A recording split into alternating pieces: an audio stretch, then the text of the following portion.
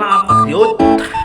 Nandito na naman tayo sa ating for today's video. Again, nandito nga pala kami ni Babe sa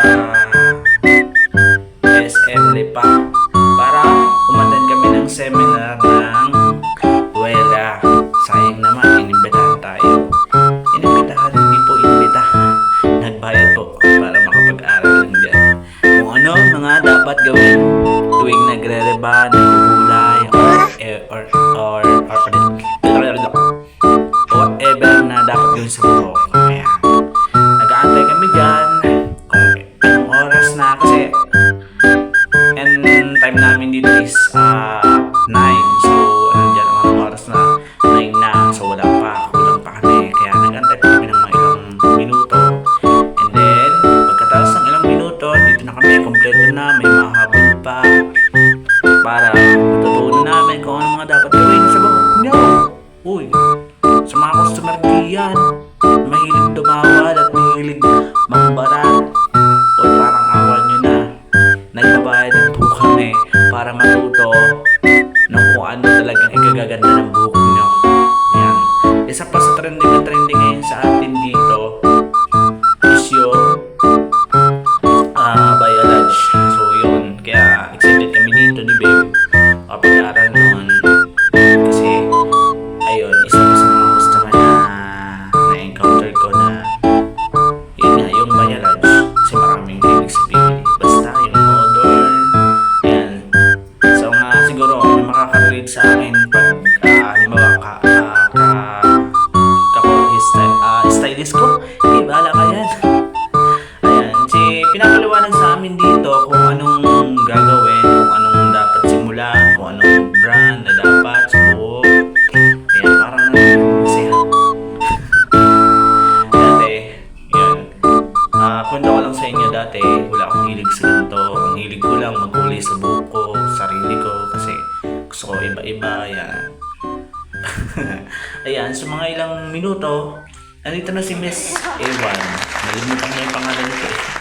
Pinapaliwanag sa amin dito kung ano yung mga halimbawa mga tone na tulad nito, kulay niya para siyang burgundy na may pagka-white. Ayan. So tutok na tutok ko dyan kasi gustong gusto kong malaman kung ano pa, paano mag-mix. Ayun, sa mga sa mga sa mga kako-stylist ko yan, ayan, makaka-relate kayo dito sa sinasabi ko. Ayun. And then, ito naman si Ma'am, nililimutan ko na yung pangalan. In-explain sa amin dito kung paano shortcut, hindi, totally shortcut na biolage. Ayan, kung paano magsungkit ng buhok, sinusungkit-sungkit pa yun eh. Tapos yung mga lining, ayan, nandito na. Ayan, sa tagal ni Ma'am na mag-explain sa amin, sobrang haba ng video yan. Siguro mabot yan ng 11 minutes or enough pa kasi sobrang haba niya nag-explain pa kung ano mga kung paano yung technique para ma-achieve natin yung biolage kasi marami yan. Mahirap ipaliwanag. Ba't mo nga pa wala akong papaliwanag sa inyo, hindi niyo naman ako tutor. Wait, grabe ka. Ayan, hindi pinapaliwanag sa amin kung gaano kakapal, kung gaano kanipis, ayan, hanggang ilalim mong sungkit. Ayan, then shortcut. Ayan. Sabi ko, kung alin diyan ang lalagyan ng bleach, yung nasa ilalim o nasa ibabaw. And then, pwede palang pag baliktad. Gagi. Ayun. Di si Babe, focus diyan kasi siya yung aming senior stylist. So, yun. So, ako lang nag-video dyan, ingot ako diyan. Kaya, video tapos, parang wala namang natutunan. Walang natutunan. Joke lang. Ayan. Then, explain dito. Ayan, sinasabi sa amin kung paano kuhanin. Yun sa ilalim, yun ang iiwan. Tapos yung nasa ibabaw, yun naman ang ukulayan. Ayan.